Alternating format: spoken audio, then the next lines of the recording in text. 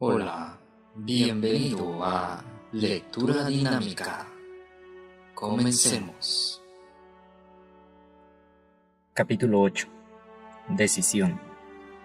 El dominio de la dilación. El séptimo paso hacia la riqueza. El análisis efectuado sobre más de 25.000 hombres y mujeres que habían experimentado el fracaso puso de manifiesto el hecho de que la falta de decisión era casi siempre el motivo que encabezaba la lista de las 31 grandes causas de fracaso. La dilación, lo contrario de la decisión, es un enemigo común que debe superar la mayoría de los seres humanos. Usted se encontrará con una oportunidad de poner a prueba su capacidad para tomar decisiones rápidas y concretas. Cuando termine de leer este libro y esté preparado para poner en práctica los principios descritos aquí. El análisis de varios cientos de personas que habían acumulado fortunas bastante más allá de la marca del $1.000.000 puso de manifiesto el hecho de que cada una de ellas tenía el hábito de tomar decisiones con rapidez y de cambiarlas con lentitud cuando se veía en la necesidad de hacerlo.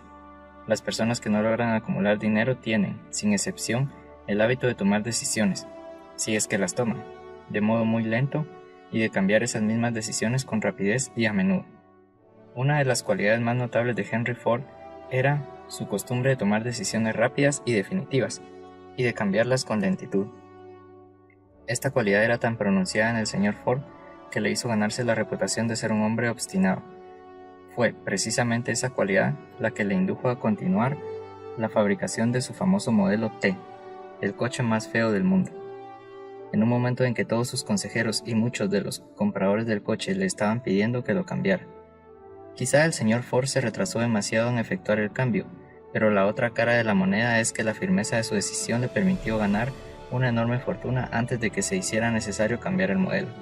No cabe la menor duda de que la costumbre del señor Ford de tomar decisiones definitivas se tornó en una actitud obstinada, pero la obstinación es preferible a la lentitud cuando llega la hora de tomar decisiones y a la rapidez a la hora de cambiarlas. Consejos sobre la toma de sus propias decisiones. La gran mayoría de la gente que no logra acumular dinero suficiente para cubrir sus necesidades suele verse, por lo general, fácilmente influida por las opiniones de los demás. Esas personas permiten que los periódicos y las murmuraciones de los vecinos afecten a sus ideas. Las opiniones son los bienes más baratos que existen sobre la tierra. Todo el mundo tiene un montón de opiniones preparadas para comunicárselas a cualquiera que se muestre dispuesto a aceptarlas.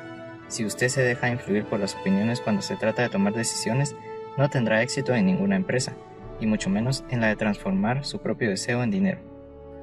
Si usted permite que las opiniones de los demás le influyan, llegará a no tener deseos propios. Cuando empiece a poner en práctica los principios descritos en este libro, guíese por su propio consejo, tome sus propias decisiones y aténgase a ellas. No confíe en nadie más que en los miembros de su equipo de trabajo, y asegúrese de haberlos escogido bien, eligiendo solo a aquellos que estén en completa armonía con sus propósitos y que muestren simpatía por él.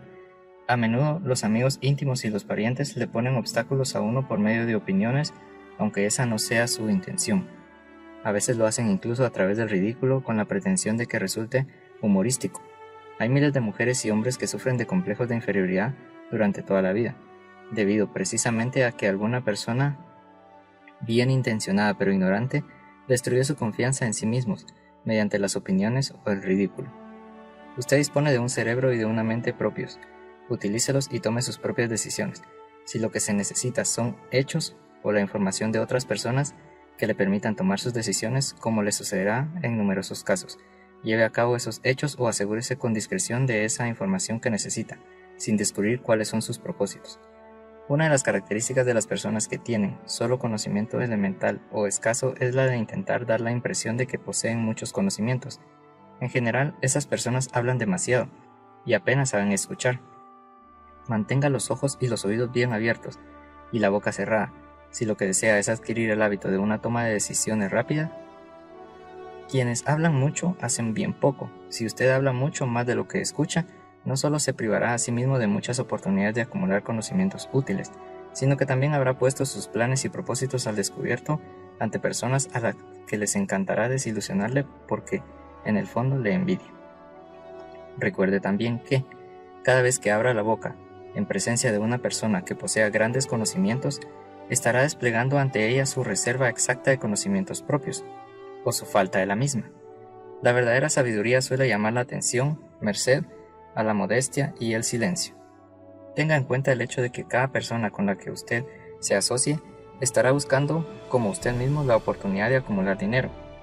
Si habla con demasiada libertad acerca de sus planes, quizás se sienta sorprendido al enterarse de que alguna otra persona se le ha adelantado para alcanzar el objetivo que usted se había propuesto lograr, poniendo en práctica los mismos planes acerca de los cuales usted habló con tanta imprudencia.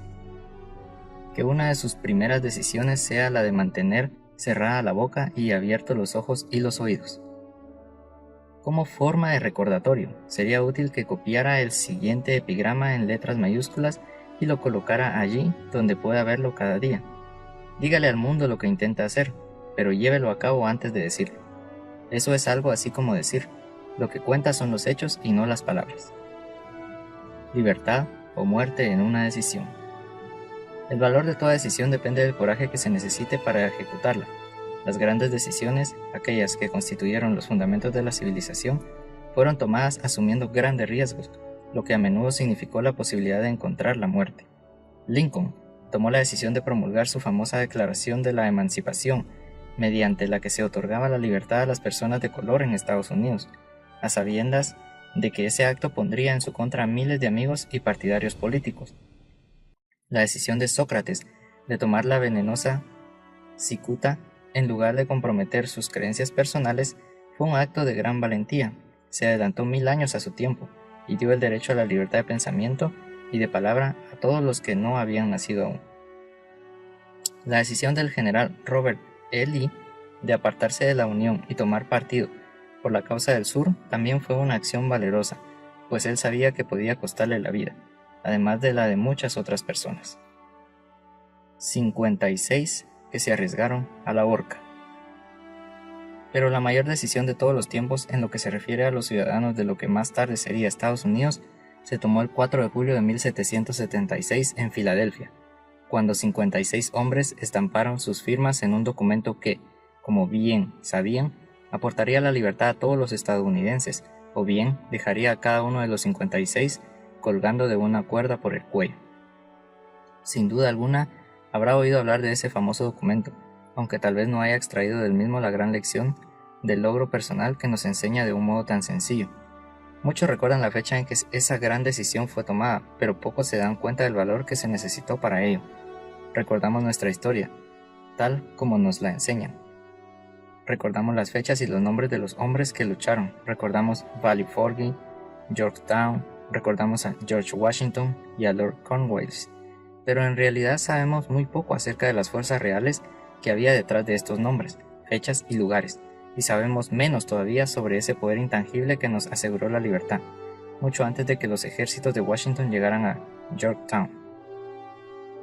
Representa casi una tragedia que los historiadores hayan pasado por alto hacer las más mínimas referencias al poder irresistible que dio nacimiento y libertad a la nación destinada a establecer nuevos niveles de independencia para todos los pueblos de la tierra.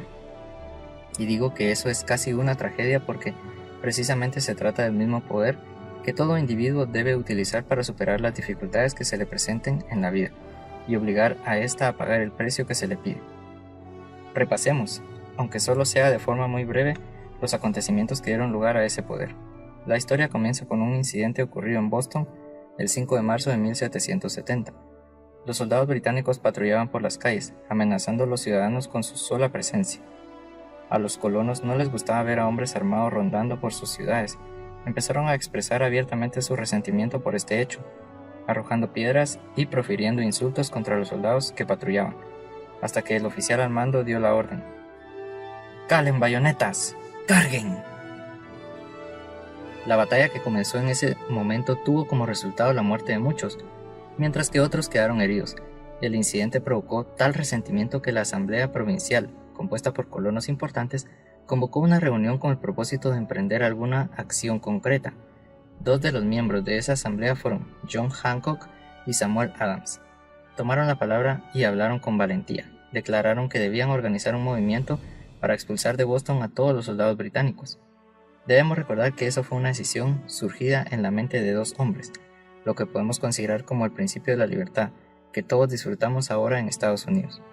Tampoco podemos olvidar que la decisión de esos dos hombres exigía fe y coraje, porque era una decisión que entrañaba peligros. Antes de que la asamblea terminara, Samuel Adams fue elegido para visitar al gobernador de la provincia, Hutchinson, como objeto de exigirle la retirada de las tropas británicas. La petición fue aceptada y los soldados se retiraron de Boston, pero el incidente no quedó zanjado por ello. Había provocado una situación cuyo desenlace estaría destinado a cambiar el rumbo de toda una civilización. Organización de un equipo de trabajo.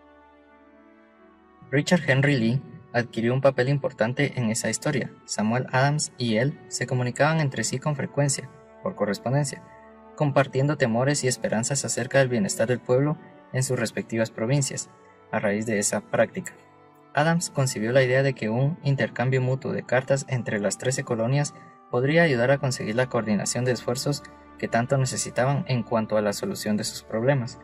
2 años después del enfrentamiento con los soldados británicos en Boston, en marzo de 1772, Adams presentó esta idea ante la Asamblea, en forma de una moción para que se estableciera un comité de correspondencia entre las colonias, que contara con corresponsales nombrados en cada una de las colonias, con el propósito de una cooperación amistosa para la mayoría de las colonias de la América Británica. Eso constituyó el principio de la organización de un poder mucho más amplio destinado a conseguir la libertad para todos los colonos y sus descendientes. De ese modo se organizó el equipo de trabajo que estaba compuesto por Adams, Lee y Hancock. El comité de correspondencia fue organizado. Hasta ese momento los ciudadanos de las colonias habían llevado a cabo una desorganizada oposición física contra los soldados británicos, a través de incidentes similares a los tumultos de Boston. Pero de todo ello no se había derivado ventaja alguna. Sus agravios individuales no habían sido consolidados bajo un equipo de trabajo. Ningún grupo de individuos tenía puestos sus corazones, mentes, almas y cuerpos juntos en una decisión concreta para solucionar de una vez por todas sus problemas con los británicos, hasta que Adams, Hancock y Lee se pusieron a trabajar juntos. Mientras tanto, los británicos tampoco permanecieron de brazos cruzados. También ellos se dedicaron a efectuar alguna planificación y a formar equipos de trabajo propios, con la ventaja de contar con el apoyo del dinero y de un ejército organizado. Una decisión que cambió la historia. La corona nombró a Gage para sustituir a Hutchinson como gobernador de Massachusetts. Uno de los primeros actos del nuevo gobernador consistió en llamar a Samuel Adams por mediación de un mensajero, con el propósito de que cesase en su oposición debido al temor que le inspiraba. Comprenderemos mucho mejor el espíritu de lo que sucedió si citamos la conversación mantenida entre el coronel Fenton, el mensajero enviado por Gage y el propio Adams. Coronel Fenton: he sido autorizado por el gobernador Gage para asegurarle, señor Adams, que el gobernador ha sido dotado de amplios poderes para conferirle a usted tantos beneficios como le sean satisfactorios. Intento de ganarse a Adams con la promesa de sobornos. Con la condición de que abandone usted su oposición a las medidas del gobierno. El gobernador le aconseja que no continúe disgustando a su majestad. Su conducta le hace acreedor a los castigos previstos en una ley de Enrique VIII, por la que se puede enviar a Inglaterra a las personas para que allí sean juzgadas por traición o encarceladas a discreción del gobernador de una provincia. Pero si usted cambia su línea política, no solo obtendrá grandes ventajas personales, sino que también estará en paz con el rey. Samuel Adams tenía que escoger entre dos decisiones: cesar en su oposición y recibir recompensas personales por ello, o continuar y correr el riesgo de ser ahorcado. Evidentemente, había llegado el momento en que Adams se veía obligado a tomar una decisión que podía costarle la vida. Adams insistió en que el coronel Fenton, bajo palabra de honor, le transmitiría al gobernador su respuesta, repitiendo con toda exactitud las mismas palabras que él le dijera. La contestación de Adams fue: dígale al gobernador Gage que confío desde hace mucho tiempo en estar en paz con el Rey de Reyes. Ninguna consideración personal me inducirá a abandonar la justa causa de mi país. Dígale al gobernador Gage que Samuel Adams le aconseja que no continúe insultando los sentimientos de un pueblo exasperado. Cuando el gobernador Gage recibió la cáustica respuesta de Adams, montó en cólera y promulgó una proclama en la que se decía: "El abajo firmante, en nombre de su majestad, ofrece y promete su más gracioso perdón a todas aquellas personas que a partir de ahora abandonen las armas y regresen a los deberes propios de súbditos pacíficos. Las únicas excepciones del beneficio de tal perdón son Samuel Adams y John Hancock, cuyas ofensas, de naturaleza demasiado flagrante, no admiten otra consideración que la de un adecuado castigo". Podríamos decir que tanto Adams como Hancock se encontraban en dificultades. La amenaza del airado gobernador obligó a los dos hombres a tomar una decisión igualmente peligrosa. Convocaron una apresurada reunión de sus más fieles seguidores. Una vez todos estuvieron presentes, Adams cerró la puerta con llave, se la metió en el bolsillo y les informó de que era imperativo organizar un congreso de los colonos y que nadie abandonaría aquella habitación hasta que se hubiera tomado la decisión de convocar dicho congreso. A este anuncio siguió una gran excitación. Algunos sopesaron las posibles consecuencias de tal radicalismo, otros expresaron graves dudas en cuanto a la prudencia y a la conveniencia de una decisión tan definitiva, que desafiaba claramente a la corona. Encerrados en aquella habitación había dos hombres inmunes al temor, ciegos ante la posibilidad del fracaso: Hancock y Adams.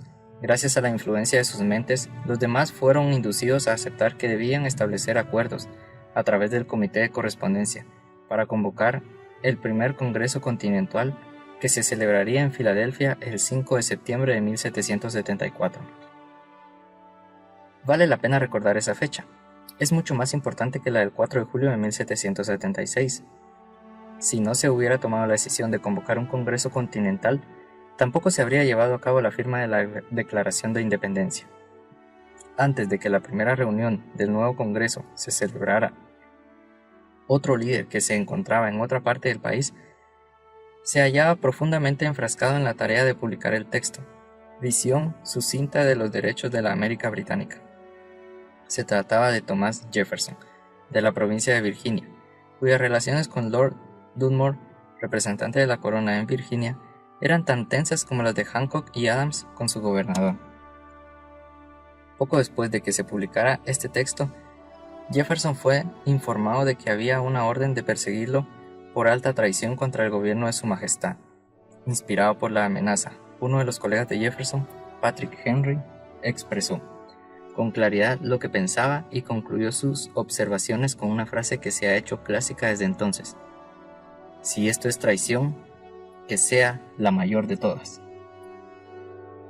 Fueron hombres como estos los que sin poder, sin autoridad, sin ejército y sin dinero, tomaron asiento en una solemne consideración del destino de las colonias, dando inicio así a la apertura del primer Congreso Continental, que continuaron celebrando cada año, hasta que el 7 de junio de 1776, Richard Henry Lee se levantó, se dirigió a la presidencia y ante el asombro de la asamblea presentó la siguiente moción: "Caballeros, presento la moción de que estas colonias unidas son, y deben ser por derecho, estados libres e independientes, absueltos de toda alianza con la corona británica, y que toda conexión política entre ellos y el país del Reino Unido está disuelta, y así debe quedar". La decisión más trascendental jamás escrita sobre papel. La asombrosa moción de Lee fue discutida con tanto fervor y durante tanto tiempo que él empezó a perder la paciencia. Finalmente, después de días de discusiones, volvió a ocupar el estrado de oradores y declaró con una voz clara y firme: "Señor presidente, hace días que llevamos discutiendo este tema. Es el único recurso de acción que podemos seguir. ¿Por qué entonces retrasarlo más? ¿Por qué continuar deliberando? Que este día feliz de nacimiento a una república americana, que se levante, no para devastar y conquistar, sino para restablecer el reino de la paz y de la ley". Antes de que se votara su moción, Lee fue llamado a Virginia debido a una grave enfermedad familiar, pero antes de marcharse, dejó la causa en manos de su amigo Thomas Jefferson, el cual le prometió luchar hasta que se cumpliera una acción favorable. Poco después, el presidente del Congreso, Hancock, nombró a Jefferson presidente de un comité que se dedicaría a redactar la Declaración de Independencia. El comité trabajó mucho y muy duramente en la redacción de un documento que, cuando fuera aceptado por el Congreso y firmado por cada uno de los congresistas, significaría una condena de muerte para todos los firmantes en el caso de que las colonias perdieran en la lucha que, sin lugar a dudas, estallaría entre ellas y el Reino Unido. Se redactó el documento y la versión original del mismo fue leída el 28 de junio ante el Congreso. Durante varios días se discutió, alteró y preparó su redacción definitiva. El 4 de julio de 1776, Thomas Jefferson se levantó ante la Asamblea y, sin el menor temor en la voz, leyó la decisión más trascendental jamás escrita sobre papel. Cuando en el curso de los acontecimientos humanos se hace necesario que un pueblo disuelva los lazos políticos que lo han conectado con otro y asuma entre los poderes de la tierra el Estado separado e igual a que las leyes divinas y naturales le dan derecho, un respeto decente por las opiniones de la humanidad exige que ese pueblo declare las causas que lo impelen a la separación. Cuando Jefferson hubo terminado de leer, se votó la aprobación del documento, que fue aceptado, y después los 56 hombres presentes lo firmaron. Cada uno de ellos ponía en juego su propia vida con la decisión de estampar su firma en aquel papel. Gracias a esa decisión, una nación surgió a la existencia, una nación destinada a aportar para siempre a la humanidad el privilegio de tomar sus propias decisiones. Al analizar los acontecimientos que condujeron a la Declaración de Independencia, podemos estar convencidos de que esta nación, que ahora ostenta una posición de respeto y poder entre todos los demás países del mundo, fue el fruto de la decisión de un equipo de trabajo y compuesto por 56 hombres. Observe bien el hecho de que su decisión fue lo que aseguró el éxito a los ejércitos de Washington, porque el espíritu de esa decisión estaba en el corazón de cada uno de los soldados que lucharon con él, y sirvió como un poder espiritual que no reconoce lo que es el fracaso. Observe también, y para mayor beneficio personal, que el poder que dio la libertad a esta nación es el mismo poder que todo individuo ha tenido que utilizar para alcanzar su autodeterminación. Este poder está hecho a partir de los principios descritos en este libro. No resulta difícil detectar en la historia de la Declaración de Independencia al menos 6 de estos principios: deseo, decisión, fe, perseverancia, equipo de trabajo y planificación organizada. Sepa lo que quiere y en general lo conseguirá. A través de toda esta filosofía se encuentra la sugerencia de que el pensamiento, apoyado por un fuerte deseo, tiene una tendencia a transformarse en su equivalente físico, tanto en esta historia como en la de la organización de la United States Steel Corporation. Hallamos una descripción perfecta del método mediante el cual el pensamiento produce esta asombrosa transformación. En su búsqueda del secreto del método, no espere milagro alguno, porque no los hay. Solo encontrará las eternas leyes de la naturaleza. Esas leyes están disponibles para toda aquella persona que tenga la fe y el valor suficientes para utilizarlas. Pueden ser empleadas bien para aportar libertad a una nación, bien para acumular riquezas. Quienes toman decisiones con rapidez y de un modo definitivo saben perfectamente lo que quieren y, en general, la consiguen. Los líderes en todos los ámbitos de la vida son personas que deciden con rapidez y firmeza. Esa es la razón principal por la que se han convertido en líderes. El mundo tiene la costumbre de abrir paso al hombre cuyas palabras y acciones muestran que sabe a dónde se dirige. La indecisión es un hábito que suele aparecer en la juventud. El hábito adquiere permanencia a medida que el joven pasa por la escuela, el instituto e incluso la universidad sin una definición de propósito. El hábito de la indecisión acompaña al estudiante cuando inicia el trabajo que elige hacer, si es que lo elige. En general, el joven que acaba de terminar sus estudios busca cualquier trabajo. Acepta el primero que se le ofrece porque ha caído en el hábito de la indecisión. 98 de cada 100 personas que trabajan en la actualidad a cambio de un salario ocupan los puestos en los que están porque les faltó la firmeza de decisión necesaria para planificar cómo alcanzar un puesto determinado, así como el conocimiento acerca de cómo elegir al jefe. La firmeza de decisión exige siempre valor y, a veces, incluso mucho valor. Los 56 hombres que firmaron la Declaración de Independencia pusieron sus vidas en juego cuando decidieron estampar sus firmas en aquel documento. Las personas que toman la firme decisión de conseguir un puesto de trabajo determinado y de que la vida le pague el precio que pide, no pone en juego su vida con esa decisión. Lo único que se juega es su libertad económica. La independencia financiera, la riqueza, un negocio deseable o un buen puesto profesional no se encuentra al alcance de las personas que descuida o rechaza la expectativa, la planificación y la exigencia de esas mismas cosas. El que desea obtener riquezas con el mismo espíritu con el que Samuel Adams deseó obtener la libertad para las colonias, seguro que terminará por acumular una gran fortuna. No olvides suscribirte y darle like si te ha gustado este video.